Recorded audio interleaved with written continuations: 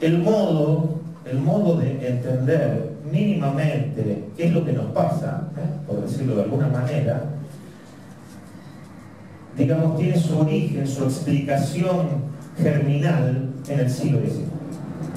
O sea, si mínimamente no hacemos una aproximación a lo que pasó en el siglo XIX, va a ser muy difícil entender qué es esto que hemos dado a llamar neoliberalismo, ¿no? Y que, por ejemplo, el ingeniero Bantina asocia con cierta razón con el conservadurismo, ¿no? Porque el neoliberalismo, digamos, un neoliberal diría exactamente lo contrario, ¿no? Y diría un conservador, porque es posible hacer esta asociación.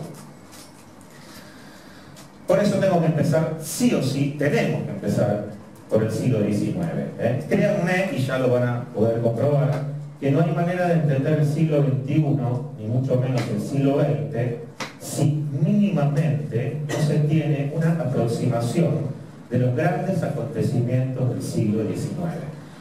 Entonces, por supuesto que me voy a repetir para los pocos y pocas que vivieron el curso pasado, discúlpenme, pero igual nunca está de más hacer un repaso, pero para la mayoría de ustedes va a ser quizás una novedad esto que voy a decir.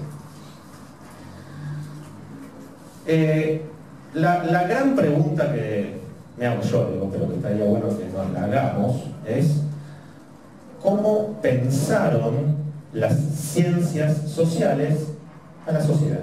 Algo tan sencillo como eso, ¿no? Porque, a ver, por las dudas, la historia, la sociología, la ciencia política, la economía, con todos los reparos que ya vamos a ver por qué tiene esta afirmación, son ciencias sociales. Y por lo tanto, estaría bueno empezar por ahí, ¿no? ¿Desde qué mirada los científicos sociales trataron de pensar lo social? Y entonces, ahí sí ya nos metemos, ahora sí, ya nos sumergimos en el siglo XIX. El siglo XIX tuvo, les adelanto, una impronta muy biologicista. ¿Por qué digo biologicista? Porque yo diría, fue el siglo de Darwin, el siglo XIX. Y junto con Darwin, y además de Darwin, fue el siglo de los grandes acontecimientos científicos, tecnológicos, el siglo en el que las ciencias naturales hicieron los más grandes desarrollos, obviamente, que llegan hasta hoy, ¿no? La química, la física, la medicina, la psiquiatría, por razones que ya vamos a ver, no muy santas, ¿no? Pero bueno, esa es otra cuestión. Por lo tanto, digo, este amplísimo desarrollo que tuvieron las ciencias naturales condicionaron la mirada del mundo que tenían los politólogos, cientistas sociales, comunicadores, economistas, muy especialmente los economistas. No había manera de escapar a ese influjo tan persistente, ¿no?, que los grandes descubrimientos de las ciencias naturales le ofrecían al mundo. Y por eso yo resumí, de alguna manera, todo esto en la figura de Darwin. Ahora bien, Darwin era un naturalista, ¿no? Si ustedes quieren, un biólogo. Darwin no solo no hacía ciencias sociales, sino que no quería ni siquiera saber de qué se trataba. Él decía, no, esto no es lo mío, yo no tengo nada que ver con estas cosas que ustedes dicen en mi nombre. ¿Y qué cosas se decían en nombre de Darwin, ¿no? Y acá sí vamos a empezar a entender un poco por qué nos introducimos en este siglo. Darwin le había robado a los economistas dos ideas. La idea de la llamada selección natural, lo repito, y la idea de la supervivencia del más apto. A partir de estas dos grandes ideas construye su, vamos a llamarla, teoría de la evolución de las especies, ¿no?, por la que es conocido además Darwin, ¿no? Entonces, Darwin se había dado cuenta, había descubierto, había investigado, por supuesto, eran muy serias sus investigaciones, que solo, o sea, mejor dicho, que las especies que lograban sobrevivir eran aquellas que sí habían logrado adaptarse a su medio. Las que no lo hacían, obviamente, se quedaban en el camino. O sea, los más fuertes, por decirlo de alguna manera, triunfaban, mientras que los más débiles perecían. Esto no sé si les empieza a sonar a algo, esto de la supervivencia del más apto, del más fuerte, y no solo la desestimación del más débil, sino inclusive hasta el desprecio. Ahora bien, repito, esta teoría de Darwin, inclusive Darwin dice, cuando tuvo algunas controversias, ¿no?, con sus pares, que en realidad cuando estaba pensando en esta especie de lucha por la supervivencia, ¿no?, él decía, en realidad yo no estoy pensando en una lucha entre distintas especies por sobrevivir, sino, por ejemplo, lo que lucha, qué sé yo, una planta en un tiempo de sequía, por ejemplo, ¿no? Para poder sobrevivir, una planta o un árbol o un ser vivo tiene que efectivamente hacer lo imposible para no perecer. Nosotros lo tenemos más presente o lo vemos a lo mejor en los animales, ¿no? Los esfuerzos que hace a lo mejor un animal para no morir, ¿no? En las plantas a lo mejor nos cuesta un poco más. Por lo tanto, ¿por qué tuvo que decir esto Darwin, ¿no? Porque fíjense a qué punto llegó su tergiversación, ¿no?, que se creó una teoría social o sociológica que se dio a llamar el darwinismo social. Darwinismo social, que tenía obviamente base en estos descubrimientos biológicos, no sociales. Ahora fíjense qué ocurriría, después si quieren, no me contesten ahora, anótense para contestarme después, pero qué ocurriría si trasladáramos mecánicamente estos descubrimientos de Darwin relativos a las ciencias naturales y los llevamos a las ciencias sociales. Piénsenlo, pero no me contesten. Después sí. Yo aproximo igual una respuesta, ¿no? ¿Quiénes en un ambiente ya no natural, sino social, serían los que, según esta misma teoría llamada darwinismo social, podrían sobrevivir y quienes no? Pero además está el elemento valorativo, que sería, está bien, es ético que sobrevivan esos que debieran sobrevivir y que perezcan los que no se supieron adaptar a ese medio.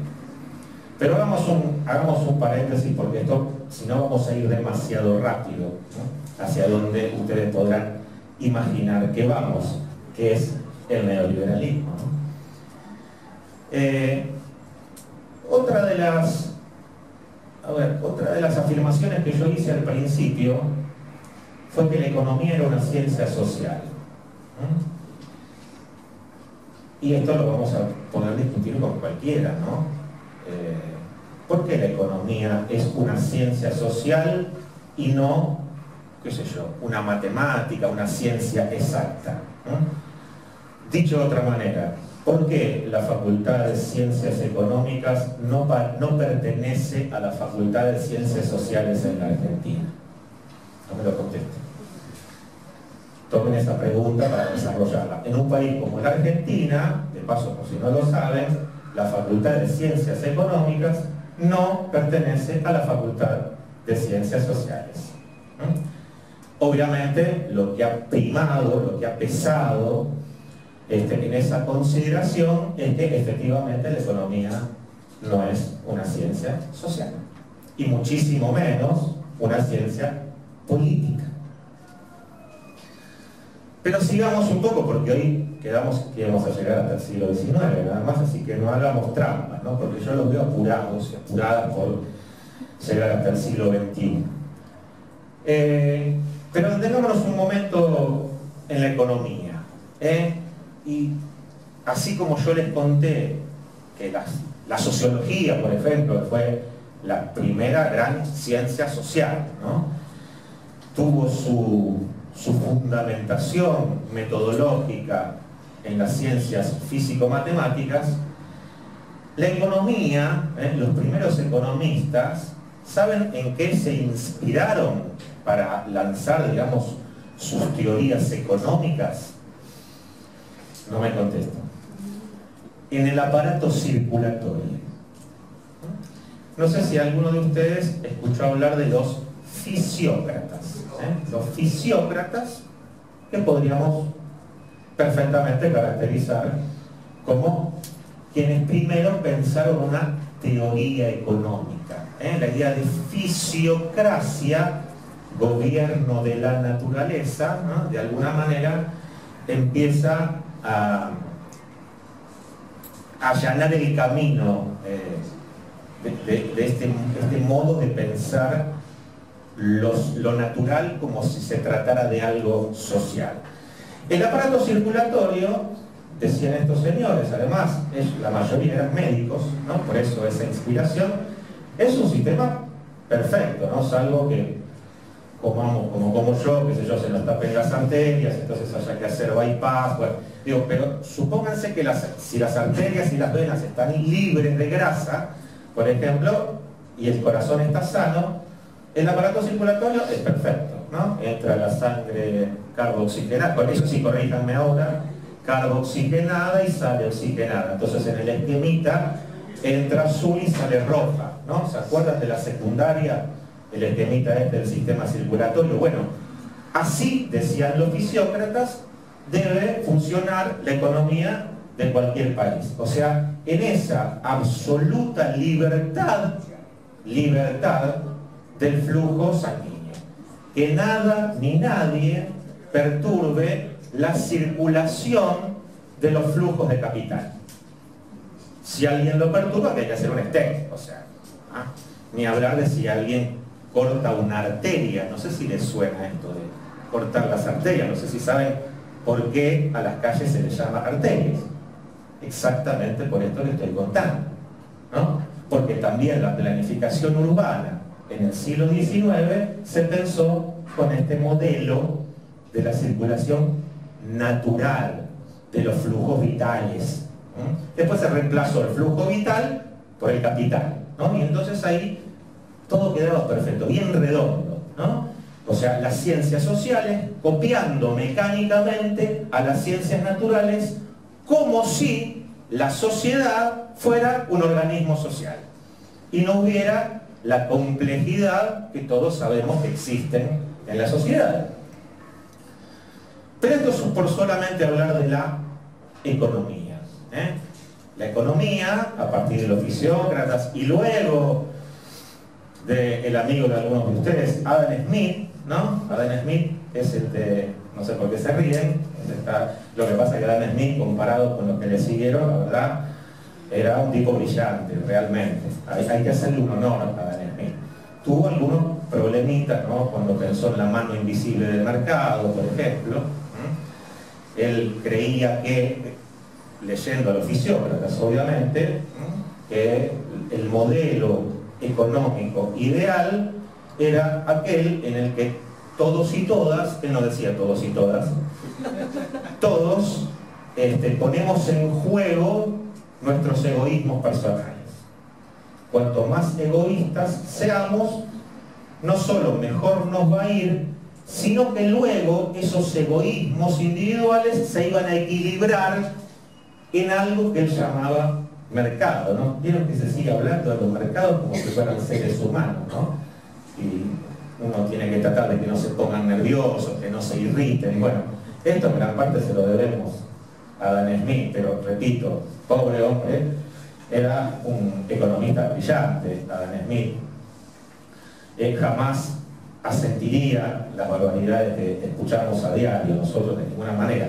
Pero bueno, él estaba absolutamente convencido de que si nosotros somos muy egoístas, luego en algún momento vendrá la compensación de esos egoísmos a través de una institución, una entelequia llamada mercado, que se ocuparía de equilibrar esos egoísmos.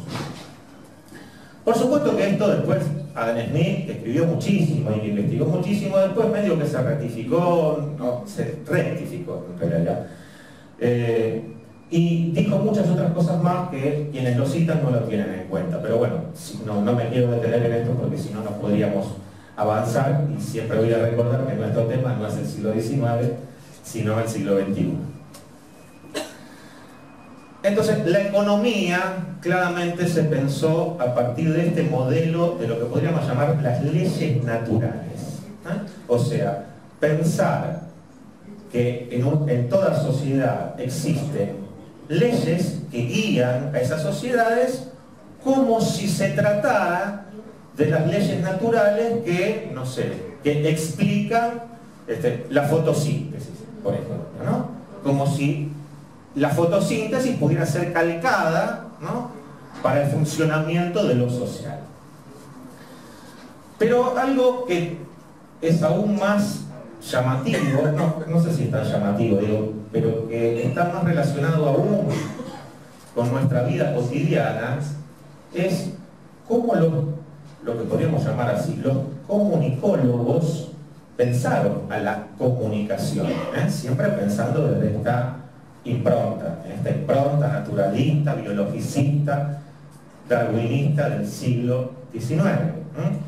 Y fíjense, si los economistas se inspiraron en el modelo del aparato circulatorio, ¿saben en qué aparato se inspiraron los comunicadores? Vamos a llamarlo así. En el sistema nervioso. ¿Y por qué, amigo? ¿Por qué ¿Qué tiene que ver el sistema nervioso con la comunicación, ¿no? Con ese esquemita que nos enseñaban en el secundario del siglo XIX, en mi caso, el esquema de la comunicación del emisor, el receptor? Bueno, entonces rompan todo eso si lo encuentran, porque eso es una gran mentira. Porque en realidad estos señores, que jamás hubiesen construido un esquema de ese tipo, ¿no?, quienes se inspiraron en el sistema nervioso, entendían que del mismo modo que se supone, yo no me quiero meter en cuestiones médicas, anatómicas, ¿no?, pero bueno, se supone que en el sistema nervioso hay un organismo central, que es el cerebro, del cual emana toda la información hacia todo el resto del cuerpo, vamos a llamarlo así. Digo se supone porque no estoy tan seguro de que esto sea así, pero bueno, bajo esta creencia este modelo se convirtió en un gran inspirador. Por lo tanto, si el cuerpo, que es tan sabio, ¿no?, para estos señores que estaban observando ese funcionamiento, funciona de ese modo, o sea, desde un organismo central se emite información hacia el resto, y bueno, ¿cómo nos vamos a pensar la información como un verdadero monopolio? Donde desde un único centro invadimos, obviamente, todas las venas, las arterias, los cerebros, y absolutamente todo. O sea, la irradiación parte de un único punto. O sea, jamás se pensó en una comunicación democrática, por las dudas. Jamás, sino todo lo contrario. Un único emisor para una infinidad enorme de receptores. Y entonces esto que les voy a decir ahora quizás se entienda un poquitito mejor todavía, es que es bastante lógico, ¿no?, y eso hasta lo podríamos comprender, que si la comunicación fue pensada de ese modo, bueno, y entonces, decían estos señores, los primeros en estudiar, en elaborar teorías de la comunicación estoy hablando, las primeras teorías de la comunicación son del siglo XX, principio del siglo XX, mucho tuvo que ver la guerra en todo esto, pero inclusive las podríamos situar un poco antes de la Primera Guerra. Digo, pero ¿cómo entonces, si yo soy, no sé, o un jefe de Estado, o bien tengo una empresa, y le quiero vender mi producto a muchísimos consumidores, ¿por qué no pensar la comunicación en este sentido? O sea, ¿cómo hago yo, ya sea empresario o jefe de Estado, para convencer a miles y miles, o bien de que mi producto es el mejor, o bien que yo soy el mejor jefe de Estado y me quiero reelegir? ¿Cómo hago para convencerlos? Y bueno, a partir de este esquema tan sencillo, ¿no? Esta teoría de la comunicación, de la que les estoy hablando, justamente por eso se llamó teoría de la aguja hipodérmica. Es una teoría comunicacional. ¿En qué consiste la teoría de la aguja hipodérmica? En primer lugar, en creer que los cuerpos reaccionan ante los estímulos, ¿no?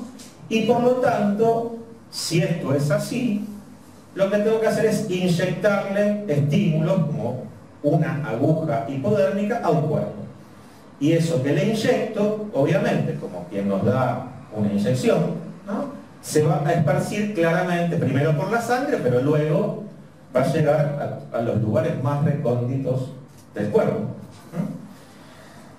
Por lo tanto, dicho de otro modo, si esto fuera efectivamente así, como estos señores estaban convencidos de que esto era así, lo único que cabía hacer, ¿no?, repito, ya sea para el empresario que quiere vender su producto, como para el jefe de Estado que se quiere reelegir, es bombardear sistemáticamente a la población con una idea, un eslogan, una fórmula, algo absolutamente vacío, por supuesto, ¿no? Y entonces tener la pretensión de que si esto funciona como funciona un cuerpo humano, perfectamente lo que van a hacer los muchísimos receptores de esta información es obrar en consecuencia. Hacer lo que yo les digo que tienen que hacer: comprar el producto pirulo o votar a candidato X. Teoría de la aguja hipodérmica. Ahora bien, después ustedes me dirán, anotar, veo que anotan, por supuesto, veo que tienen preguntas y está muy bien. Esta teoría es bastante sencilla, ¿no? Porque primero, a ver, el presupuesto de esta teoría es que nosotros somos cuerpos naturales, cuerpos biológicos, ¿no? Somos seres orgánicos. Y por lo tanto, en esa concepción, mejor dicho, esa concepción está liberada de toda la complejidad de lo social. Somos simplemente cuerpos orgánicos que respondemos a estímulos.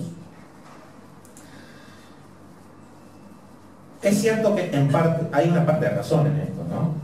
Hay una parte de razón. ¿En qué sentido? Y de que en el corto, podríamos decir, mediano plazo, esto funciona. En el corto y mediano plazo, esto funciona. Pero tiene una persistencia, una duración bastante efímera, ¿no? Por la sencilla razón de que, al menos todavía, los humanos tenemos características que exceden a nuestra corporalidad natural, ¿no? Todavía. Después habrá que ver, y ese tema, como lo vamos a tocar, es con detenimiento, porque en realidad es la humanidad la que está en peligro, o eso que desde el Renacimiento llamamos humanidad. Después veremos si estamos tan de acuerdo con eso o no, digo, pero en eso que hoy podríamos consensuar en llamar humanidad, hay muchísimos otros factores que exceden a la teoría estímulo-respuesta, ¿no? No somos simplemente seres naturales que respondemos a estímulos. Por lo tanto, esto es efímero. Y sin embargo, fíjense, a pesar de esto, muchos creyeron en esta idea, ¿no? Estos gurúes comunicacionales que creían que efectivamente una teoría de principios del siglo XX, que nos consideraba poco más que idiotas, iba a funcionar por toda la eternidad, ¿no? O sea, bombardeamos sistemáticamente, sin piedad, y cuando digo bombardear es frases sueltas, eslóganes, fórmulas vacías, barbaridades, prejuicios, estereotipos, ¿no? Y eso, claro, en la inmediatez probablemente funciona. Pero a la larga, la teoría de la aguja hipodérmica demuestra ser bastante poco efectiva. ¿Por qué es bastante poco efectivo? Porque es bastante poco serio, y porque no tiene en cuenta consideraciones de otro tipo que sí las ciencias sociales, una vez que lograron desprenderse de esta impronta biologicista, sí finalmente lograron entender. Ahora bien, fíjense, esperen que tengo un machete acá, no me quiero olvidar.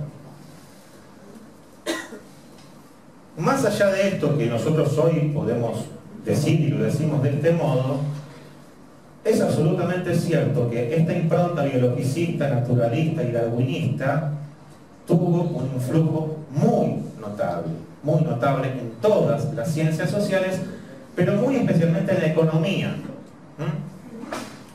Otra de las cosas sobre las que me quiero adelantar en esto, ustedes vieron que la economía, o por lo menos los economistas, se creen tipos muy serios, ¿no? Tipos muy serios, gente que sabe mucho, perdona ya Andrés, pero bueno, esto lo tengo que decir. ¿Por qué? Digo, ¿por qué se creen serios y por qué se creen tipos que saben mucho? Bueno, porque traducen, en líneas generales, por supuesto, no es el caso de todos ni de todas, pero traducen inmediatamente los saberes económicos en términos técnicos. Entonces convierten a la economía en una matemática y no en lo que efectivamente es, que es una ciencia política. La matemática es una ciencia política. Lamento decírselo a algunos que se creyeron que la economía era otra cosa. Sí, no son todo igual. Bueno, ya acabo de decir que no. Acabo de decir eso. Bueno, pues con la salvedad de Andrés Castelo, que es el secretario de Hacienda de este gremio, la mayoría de los economistas tienen esa impronta puramente tecnicista, podríamos llamarla de este modo. Una impronta heredada de justamente este biologicismo naturalista del siglo XIX, de esta creencia en que es posible establecer un pasaje así rápido y mecánico entre las leyes de la naturaleza y las leyes de la sociedad. Esto lo creyeron firmemente los primeros liberales.